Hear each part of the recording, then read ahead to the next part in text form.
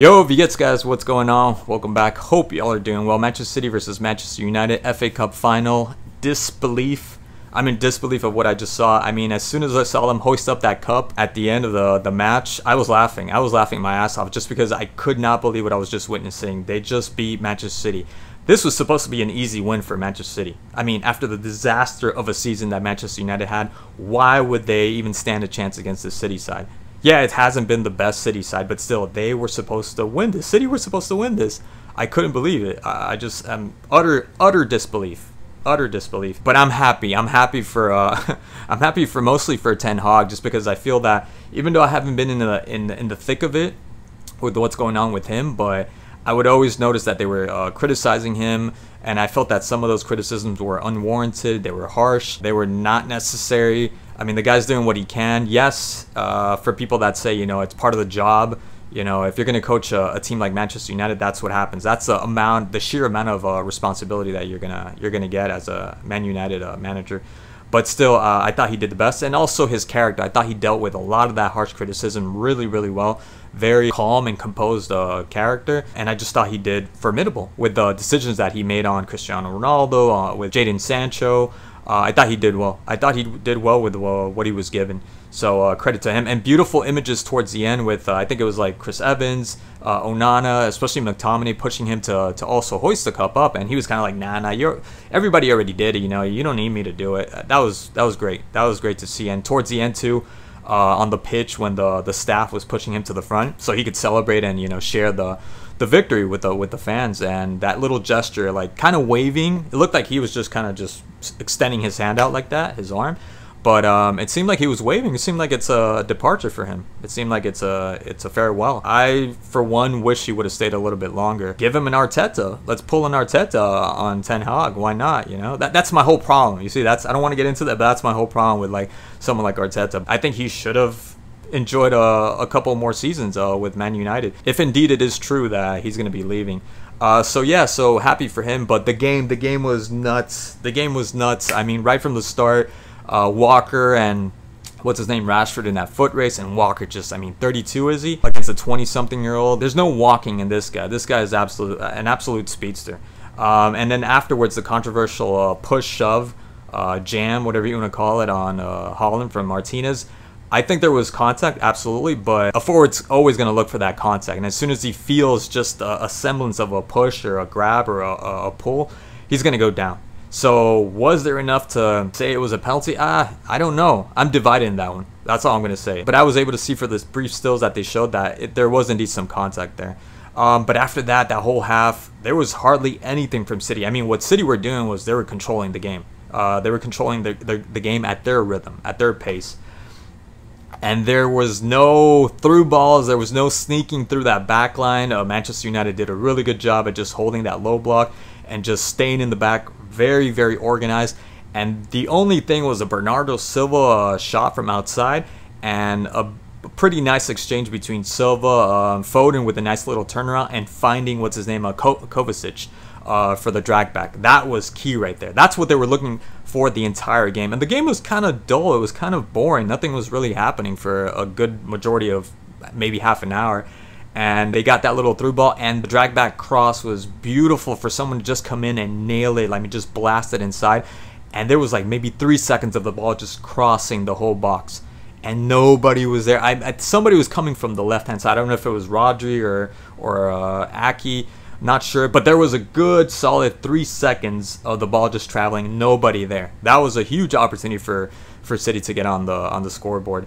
And then Dalot with that beautiful cross, that switch all the way to Garnacho, and I swear to God, I didn't think nothing was going to come out of that, especially with Gvardiol. I thought he had it in check because he pushes him to get him out of the way, knowing that he's going to outmuscle him, and it almost seemed deliberate what he did.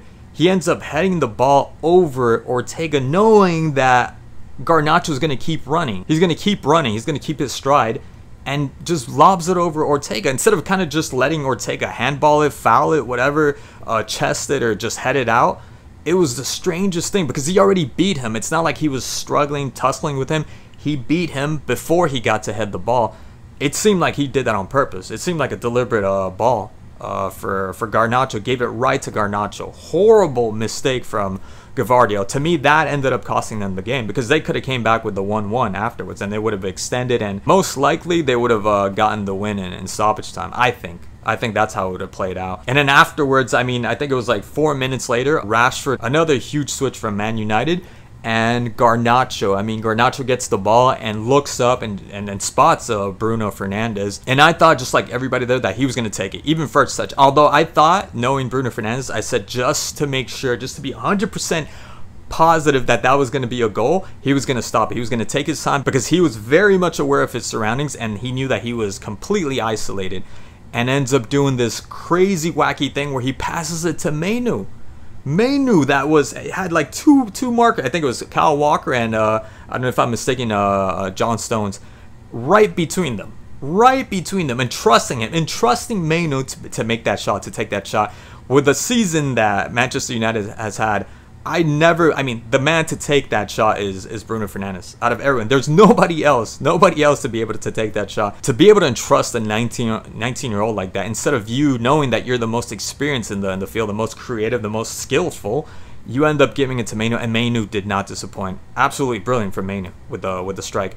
I just couldn't believe it. It was like deafening when he scored. It was just quiet. I said it's going to be an offside, because before that there was the offside with Garnacho.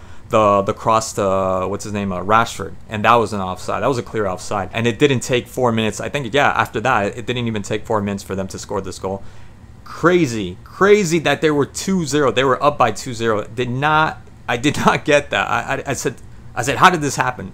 What's going on here? What the hell? Now, I don't think there was complacency. I don't think that they had a horrible match, like the one, for instance, that you could clearly see that there was something off, which was fatigue, I think, with the semifinal against Chelsea, City versus Chelsea. That you could tell. That was like salient. It was very obvious what was going on there.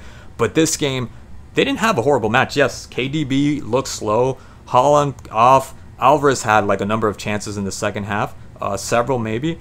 Doku, I thought Doku was great. Besides the goal, I thought he still was good. Foden, not as much. Rodri also. I thought everybody was doing their best. They played well. It was just an off day.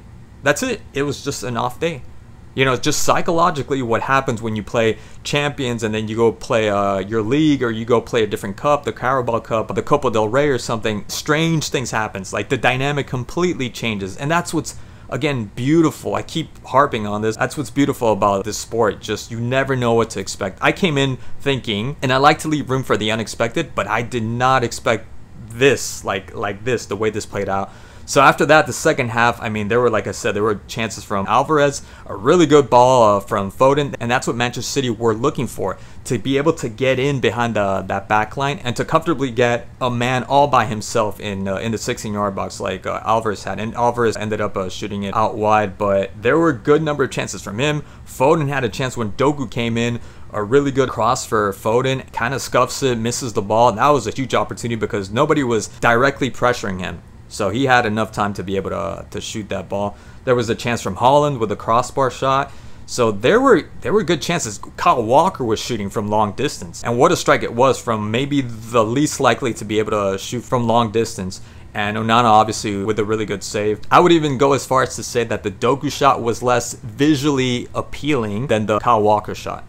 Right? But the Doku shot, what it had was that bounce. I think that's why, because I didn't think that he was going to be able to score from that. It just seemed like there was too much bouncing and the ball stopping, so it's not able to get to the goal fast enough or powerful enough like the Kyle Walker shot. But that's what ended up making the goal possible with the little bounce, and that disrupted Onana from getting to the ball, because he did get the ball, he did touch the ball, and then it went in. So that's what helped out the shot, those 2-3 bounces before Onana getting his hands to it. So there were plenty of attempts from Manchester City, definitely plenty of attempts, a lot of attempts, but it was just, to me, it was just an off day. Psychologically, they just weren't there. Just long season, so many things are happening, and you saw after the 2 goals, there were mistakes where there wouldn't have been the same amount of mistakes had City been just down by maybe 1, or they would have gotten an early goal like they had at the beginning when Doku came in.